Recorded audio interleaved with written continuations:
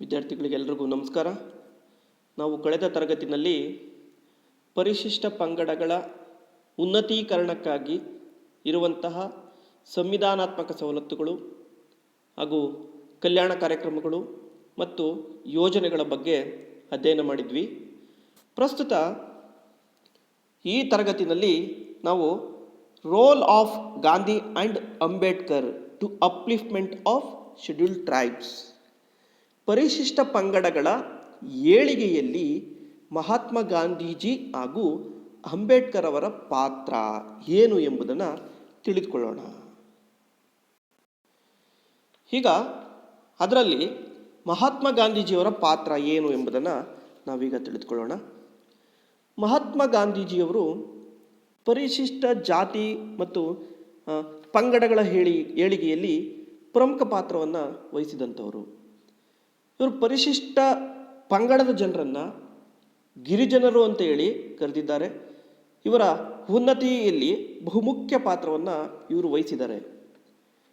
ಗಾಂಧೀಜಿಯವರು ತಮ್ಮ ಜೀವಿತದ ಅವಧಿಯಲ್ಲಿ ಬುಡಕಟ್ಟು ಜನಾಂಗದವರ ಬಗ್ಗೆ ಅನ್ವೇಷಣೆಯನ್ನು ಮಾಡಿ ಅವರಿಗೆ ಒಳ್ಳೆಯ ಸೌಲಭ್ಯಗಳನ್ನು ಕೊಡಿಸುವ ನಿಟ್ಟಿನಲ್ಲಿ ಉತ್ತಮ ಕೆಲಸಗಳನ್ನು ಮಾಡಿದ್ದಾರೆ.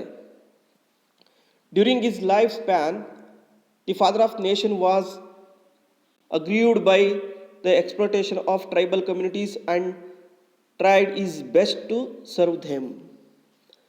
ಅಲ್ಲದೆ sending Takkar Bapa, a social worker. Takkar Bapa was an Indian social worker who worked for upliftment of tribal people in Gujarat state in India. ಒಬ್ಬ ಟಕ್ಕರ್ ಬಾಪ ಎಂಬುವಂತಹ ಸಮಾಜ ಸುಧಾರಕರನ್ನು ಗಿರಿಜನರ ಏಳಿಗೆಗಾಗಿ ಗಾಂಧೀಜಿಯವರು ಕರೆತರ್ತಾರೆ.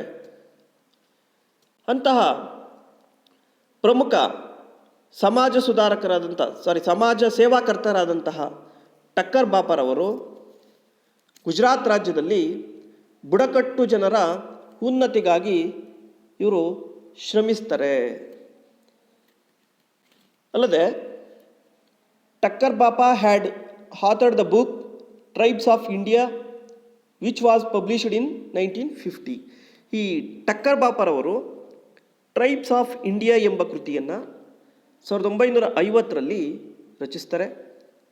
ಟಕ್ಕರ್ ಬಾಪರವರು ಆದಿವಾಸಿಗಳನ್ನು ಆದಿಪ್ರಜಾ ಅಂತೇಳಿ ಇವರು ಕರೆದಿದ್ದಾರೆ. ಅಲ್ಲದೆ ಟಕ್ಕರ್ ಬಾಪ was made the secretary of the Harijan Sevak ಸಂಘ. He founded the Gonda Sevak Sangha in 1944. ಟಕ್ಕರ್ ಬಾಪಾರವರು ಹರಿಜನ ಸೇವಕ ಸಂಘದ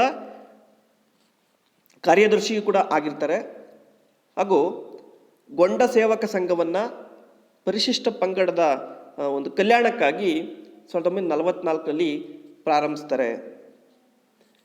ಟಕ್ಕರ್ Bapa was such devoted servant of the poor that Mahatma Gandhi once remarked that his ambition was to equal Takkar Bapa's record of selfless services. ಟಕ್ಕರ್ ಬಾಪಾರವರು ತಮ್ಮ ಜೀವಿತದುದ್ದಕ್ಕೂ ಬಡವರ ಸಮಾಜ ಸೇವೆಯಲ್ಲಿ ಅವರು ತೊಡಗಿಸಿಕೊಂಡಿರ್ತಾರೆ. ಅಲ್ಲದೆ ಮಹಾತ್ಮ ಗಾಂಧೀಜಿಯವರು ಈ ಟಕ್ಕರ್ ಬಾಪರವರನ್ನು ನೋಡಿ ಟಕ್ಕರ್ ಬಾಪ ರೀತಿಯಲ್ಲಿಯೇ ನಾನೂ ಸಹ ಬಡವರಿಗಾಗಿ ನಿಸ್ವಾರ್ಥದಿಂದ ಸೇವೆ ಸಲ್ಲಿಸಬೇಕು ಅಂತೇಳಿ ಅವರು ನಿರ್ಧರಿಸಿರ್ತಾರೆ. ಅಲ್ಲದೆ ನಮ್ಮ ಮಹಾತ್ಮ ಗಾಂಧೀಜಿಯವರು ಒಂದು ಹೊಸ ಕಾನ್ಸೆಪ್ಟನ್ನು ಪರಿಚಯಿಸ್ತಾರೆ. ಸರ್ವೋದಯ ಅಂತೇಳಿ ಒಂದು ಕಾನ್ಸೆಪ್ಟು. ಇದನ್ನು ಜಾನ್ ರಸ್ಕಿನ್ರವರ ಹಂಟ್ ದಿಸ್ ಲಾಸ್ಟ್ ಎಂಬ ಕೃತಿಯಿಂದ ಪ್ರಭಾವಿತರಾಗಿ ಇವು ಸರ್ವೋದಯ ಎಂಬ ಒಂದು ಹೊಸ ಪರಿಕಲ್ಪನೆಯನ್ನು ಪರಿಚಯಿಸ್ತಾರೆ. ಗಾಂಧೀಜಿಯವರು ಪ್ರತಿಪಾದಿಸಿದ ಸರ್ವೋದಯ ಎಂಬ ಕಾರ್ಯಕ್ರಮದಲ್ಲಿ ಆದಿವಾಸಿಗಳ ಕಲ್ಯಾಣಕ್ಕಾಗಿ ಸಂಬಂಧಿಸಿದಂತೆ ಆದಿವಾಸಿಗಳನ್ನು ಸಮಾಜದ ಇನ್ನಿತರ ನಾಗರಿಕರಂತೆ ಮಾರ್ಪಡಿಸುವುದೇ ಸರ್ವೋದಯ ಸಮಾಜದ ಸಾರ ಅಂತೇಳಿ ಅವರು ಹೇಳಿರ್ತಾರೆ. ಇದಿಷ್ಟು ಪರಿಶಿಷ್ಟ ಪಂಗಡಗಳ ಏಳಿಗೆಯಲ್ಲಿ ಮಹಾತ್ಮ ಗಾಂಧೀಜಿಯವರ ಪಾತ್ರ. ಇನ್ನು ಅದೇ ರೀತಿ ಪರಿಶಿಷ್ಟ ಪಂಗಡಗಳ ಏಳಿಗೆಯಲ್ಲಿ ಅಂಬೇಡ್ಕರ್ ಅವರ ಪಾತ್ರವನ್ನು ನೋಡಬೇಕಾಗುತ್ತೆ. ಅದರಲ್ಲೂ ಎಜುಕೇಷನ್ಗೆ ಸಂಬಂಧಪಟ್ಟ ಆಗಿರ್ಬೋದು, ರಿಸರ್ವೇಷನಿಂದ ಎಲೆಕ್ಷನ್ ಅದಕ್ಕೆ ಸಂಬಂಧಪಟ್ಟ ಆಗಿರ್ಬೋದು, is role in framing constitution ಸಂವಿಧಾನ ರಚಿಸುವಂತಹ ಸಂದರ್ಭದಲ್ಲಾಗಿರ್ಬೋದು, ಅದನ್ನು ನೋಡೋಣ. ಸಂವಿಧಾನದ ಶಿಲ್ಪಿ, ದಲಿತರ ಸೂರ್ಯ, ಹರಿಜನರ ಆಶಾಕಿರಣ ಎಂದೇ ಖ್ಯಾತಿ ಹೊಂದಿದ್ದಂತಹ ನಮ್ಮ ಡಾಕ್ಟರ್ BR ಅಂಬೇಡ್ಕರ್ ಅವರು ಪರಿಶಿಷ್ಟ ಪಂಗಡಗಳ ಏಳಿಗೆಯಲ್ಲೂ ಕೂಡ ಅವರು ಶ್ರಮಿಸಿದ್ದಾರೆ. ಸಂವಿಧಾನವನ್ನು ರಚಿಸುವಂಥ ಸಂದರ್ಭದಲ್ಲಿ ಪರಿಶಿಷ್ಟ ಪಂಗಡಗಳ ಏಳಿಗೆಗಾಗಿ ಹಲವಾರು ಅಂಶಗಳನ್ನು ಗಮನದಲ್ಲಿಟ್ಟುಕೊಂಡು ಅವರಿಗಾಗಿ ಸಾಕಷ್ಟು ಮೀಸಲಾತಿ ಸೌಲಭ್ಯವನ್ನು ಒದಗಿಸಿಕೊಡ್ತಾರೆ ಹಾಗೂ ಸಂವಿಧಾನಿಕ ಅವಕಾಶಗಳನ್ನು ಕೂಡ ಕಲ್ಪಿಸಿಕೊಡ್ತಾರೆ. ಅಂತಹ ಪ್ರಮುಖ ಸಂವಿಧಾನಾತ್ಮಕ ಅವಕಾಶಗಳು ಯಾವ್ಯಾವು ಎಂಬುದನ್ನು ಈಗ ನೋಡೋಣ. ಅದು ಮೂಲಭೂತ ಹಕ್ಕುಗಳು ಹಾಗೂ ರಾಜ್ಯ ನಿರ್ದೇಶನಾತ್ಮಕ ತತ್ವಗಳಲ್ಲಿ ಇರುವಂತೆ ಹಾಗೂ ಕೆಲವೊಂದು ಕಾಯ್ದೆಗಳಲ್ಲಿ ಇರುವಂತೆ. ಸಂವಿಧಾನದ 15ನೇ ವಿಧಿನಲ್ಲಿ ಅಂಬೇಡ್ಕರ್ ಅವರು ಪರಿಶಿಷ್ಟ ಪಂಗಡಗಳ ಏಳಿಗೆಗಾಗಿ ಕೆಲವೊಂದು ಅವಕಾಶವನ್ನು ಕಲ್ಪಿಸಿಕೊಟ್ಟಿದ್ದಾರೆ. ಅದು ಯಾವುದಪ್ಪ ಅಂತಂದರೆ, ಜಾತಿ, ಜನಾಂಗ, ಮತ, ಪಂಥ, ಪಂಗಡಗಳೆಂಬ ಭೇದವಿಲ್ಲದೆ ಆದಿವಾಸಿಗಳನ್ನು ಒಳಗೊಂಡಂತೆ ಎಲ್ಲರಿಗೂ ಸಮಾನ ಅವಕಾಶವನ್ನು ನೀಡಬೇಕು ಅಂತೇಳಿ ನಮ್ಮ ಮೂಲಭೂತ ಹಕ್ಕಿನಲ್ಲಿ ಬರುವಂಥ ಸಮಾನತೆಯ ಹಕ್ಕಿನಲ್ಲಿ ಈ ಅಂಶವನ್ನು ಸೇರಿಸಲಾಗಿದೆ. ಅದೇ ರೀತಿ 16 ಉಪವಿಧಿ 4 ಮತ್ತು 320 ಉಪವಿಧಿ 4 ವಿಧಿಗಳ ಪ್ರಕಾರ ಉದ್ಯೋಗಗಳಲ್ಲಿ ಪರಿಶಿಷ್ಟ ಪಂಗಡಗಳಿಗೆ ಮೀಸಲಾತಿಯನ್ನು ಅಥವಾ ಸ್ಥಳಾವಕಾಶವನ್ನು ಕಾಯ್ದಿರಿಸಲಾಗಿದೆ. ಇನ್ನು 330ನೇ ವಿಧಿಯಲ್ಲಿ ಲೋಕಸಭೆಯಲ್ಲಿ ಮೀಸಲು ಸ್ಥಾನವನ್ನು ಪರಿಶಿಷ್ಟ ಪಂಗಡಗಳಿಗಾಗಿ ಒದಗಿಸಲಾಗಿದೆ. ಪ್ರಸ್ತುತ 545 ಸ್ಥಾನಗಳಲ್ಲಿ 47 ಸ್ಥಾನಗಳನ್ನು ಪರಿಶಿಷ್ಟ ಪಂಗಡಗಳಿಗಾಗಿ ಮೀಸಲಿಡಿಸಲಾಗಿದೆ. ಅದೇ ರೀತಿ 332 ರಾಜ್ಯ ವಿಧಾನಸಭೆಗಳಲ್ಲಿ ಪರಿಶಿಷ್ಟ ಪಂಗಡಗಳಿಗೆ ಮೀಸಲು ಸ್ಥಾನವನ್ನು ಕಲ್ಪಿಸಿಕೊಡಲಾಗಿದೆ. ಇನ್ನು 334ನೇ ವಿಧಿಯಲ್ಲಿ ಈ ಮೀಸಲಾತಿ ಅನ್ನೋದು ಇನ್ನೂ ಹಲವು ವರ್ಷಗಳ ಕಾಲ ಮುಂದುವರ್ಕೊಂಡು ಹೋಗಲಾಗಿದೆ. ನೆಕ್ಸ್ಟ್ 15 ಉಪವಿಧಿ 4 ಮತ್ತು 29ನೇ ಉಪವಿಧಿ 2ನೇ ವಿಧಿಗಳ ಪ್ರಕಾರ ಆದಿವಾಸಿಗಳ ಶೈಕ್ಷಣಿಕ ಅಭಿವೃದ್ಧಿಯ ದೃಷ್ಟಿಯಿಂದ ರಾಜ್ಯವು ಅವರುಗಳಿಗೆ ಯಾವುದೇ ಅವಕಾಶಗಳನ್ನು ಕಲ್ಪಿಸಿಕೊಡಬಹುದಾಗಿದೆ. 19ನೇ ಉಪವಿಧಿ 5ನೇ ವಿಧಿ ಪ್ರಕಾರ ಪರಿಶಿಷ್ಟ ಪಂಗಡದವರಿಗೆ ದೇಶದ ಯಾವುದೇ ಭಾಗದಲ್ಲಿ ಆಸ್ತಿಯನ್ನು ಮಾಡುವ ಹಕ್ಕನ್ನು ಕೂಡ ನೀಡಲಾಗಿದೆ. ಅದೇ ರೀತಿ 275ನೇ ವಿಧಿ ಕೇಂದ್ರ ಸರ್ಕಾರವು ಭಾರತದ ಸಂಚಿತ ನಿಧಿಯಿಂದ ಪರಿಶಿಷ್ಟ ಪಂಗಡಗಳ ಅಭಿವೃದ್ಧಿಗಾಗಿ ರಾಜ್ಯಗಳಿಗೆ ಆರ್ಥಿಕ ನೆರವನ್ನು ಕೊಡಬಹುದು. 40ನೇ ವಿಧಿ ಏನು ಹೇಳುತ್ತೆ ಅನ್ನೋದಾದರೆ ನೋಡುವುದಾದರೆ 340ನೇ ವಿಧಿ ಏನು ಹೇಳುತ್ತಪ್ಪ ಅನ್ನೋದಾದರೆ, ಆದಿವಾಸಿಗಳ ಹಿತರಕ್ಷಣೆಗೆ ಒಬ್ಬ ಆಯುಕ್ತರನ್ನು ನೇಮಿಸಬಹುದು ಅಂತೇಳಿ ಇದು ಹೇಳಿದೆ. 46ನೇ ವಿಧಿ ಪರಿಶಿಷ್ಟ ಪಂಗಡಗಳ ಆರ್ಥಿಕ ಮತ್ತು ಶೈಕ್ಷಣಿಕ ಹಿತಾಸಕ್ತಿಗಳನ್ನು ಸಂರಕ್ಷಿಸುವ ಅಂಶಗಳನ್ನು ಒಳಗೊಂಡಿದೆ.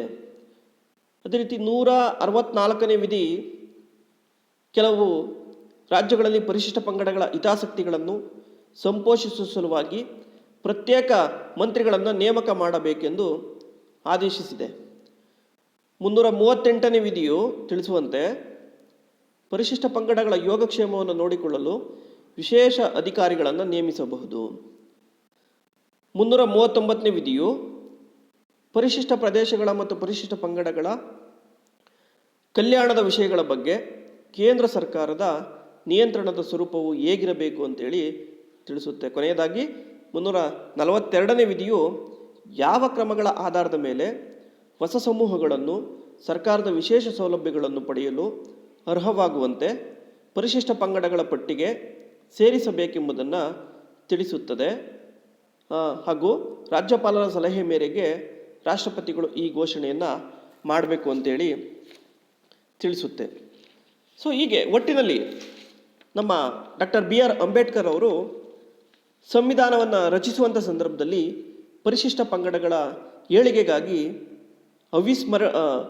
ಅವಿಸ್ಮರಣೀಯವಾಗಿ ಅವರು ತಮ್ಮನ್ನು ತಾವು ತೊಡಗಿಸಿಕೊಂಡು ಕೆಲವೊಂದು ಸಂವಿಧಾನಾತ್ಮಕ ಸೌಲಭ್ಯಗಳನ್ನು ಕಲ್ಪಿಸಿಕೊಡುವುದರ ಜೊತೆಗೆ ಪರಿಶಿಷ್ಟ ಪಂಗಡಗಳ ಏಳಿಗೆಯಲ್ಲಿ ಅವರು ಶಕ್ತಿ ಮೀರಿ ಶ್ರಮಿಸಿದ್ದಾರೆ. ಇನ್ನು ಈ ಪಠ್ಯಕ್ಕೆ ಸಂಬಂಧಪಟ್ಟಂತೆ, ಈ ಒಂದು ಸೆಷನ್ಗೆ ಸಂಬಂಧಪಟ್ಟಂತೆ ಕೇಳುವಂಥ ಮಲ್ಟಿಪಲ್ ಚಾಯ್ಸ್ ಕ್ವಶನ್ಸ್ ಯಾವುದು ಅನ್ನೋದನ್ನು ನೋಡೋಣ. ಮೊದಲನೇದು, Thakkar Bapa is dash. Option A sociologist, option B social worker, option C economist, option D none of these. Answer B social worker. Thakkar Bapa ಒಬ್ಬರು ಸಮಾಜ ಕಾರ್ಯಕರ್ತರು. Second question, who called Adivasis as Adipraja. ಆದಿವಾಸಿಗಳನ್ನು ಆದಿಪ್ರಜಾ ಎಂದು ಕರೆದವರು ಯಾರು? Option A doctor B R Ambedkar, option B Mahatma Gandhi, option C Thakkar Bapa, option D none of these. Answer C is right answer, Thakkar Bapa. ಆದಿವಾಸಿಗಳನ್ನು ಆದಿಪ್ರಜಾ ಎಂದು ಕರೆದವರು ಟಕ್ಕರ್ ಬಾಪಾ. ಇನ್ನು next, who among the following have fought for the upliftment of scheduled tribes. ಪರಿಶಿಷ್ಟ ಪಂಗಡಗಳ ಉನ್ನತಿಗಾಗಿ ಶ್ರಮಿಸಿದಂಥವರು ಯಾರು? Option A Gandhi and Ambedkar, option B Rajaram Mohan Roy, option C Swami Vivekananda, option D none of these. Exact answer ಈ ಒಂದು ಪಠ್ಯಕ್ಕೆ ಸಂಬಂಧಪಟ್ಟ ಹಾಗೆ ರಾಜಾರಾಮ್ ಮೋಹನ್ ರಾಯ್ ಅವರು ಕೂಡ ಎಲ್ಲ ವರ್ಗದ ಹಿತಾಸಕ್ತಿಗಾಗಿ ದುಡಿದಿದ್ದಾರೆ, ಸ್ವಾಮಿ ವಿವೇಕಾನಂದರು ಕೂಡ. ಬಟ್ ಈ ಒಂದು ಪಠ್ಯಕ್ಕೆ ಸಂಬಂಧಪಟ್ಟಾಗಿ ನಾವು ತಗೊಂಡಾಗ ಸರಿಯಾದ ಉತ್ತರ Gandhi and Ambedkar. Which article was called as soul of the constitution and very heart of it by Ambedkar? Article 15, Article 16, Article 22nd, Article 32nd. Right answer is Article 32nd. ಸಂವಿಧಾನದ 32ನೇ ವಿಧಿಯನ್ನು ಹೃದಯ, ಸಂವಿಧಾನದ ಹೃದಯ, ಆತ್ಮ ಅಂತ ಹೇಳಿ ಕರೆದಿದ್ದಾರೆ.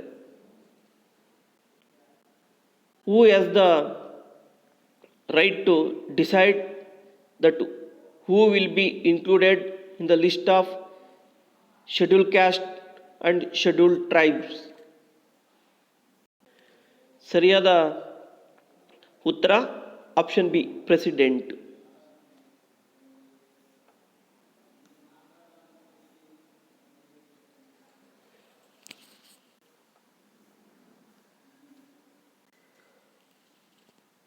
ವಿದ್ಯಾರ್ಥಿಗಳೇ, ಇಲ್ಲಿಗೆ ಈ ಸೆಷನ್ನ ಮುಕ್ತಾಯ ಮಾಡ್ತಿದ್ದೀನಿ.